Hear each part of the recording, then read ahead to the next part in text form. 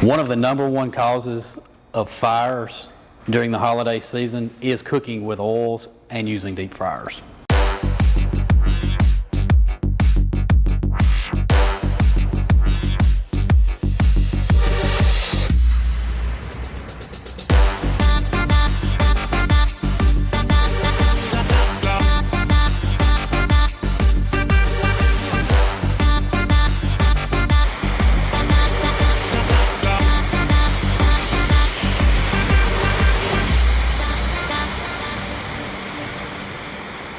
If you're going to utilize a deep fryer, ensure that the oil is at the correct temperature. It's not too hot. Ensure that whatever you're going to cook, turkey, chicken, is completely thawed out before you introduce that into the oil.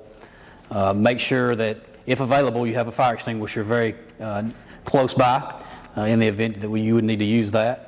If you're cooking at home on a stove top and you do have a grease fire, do not use water to extinguish the fire. Either cover the fire with a lid or utilize baking soda to throw on the fire. If you introduce water to a grease fire, it's just going to intensify and spread the fire.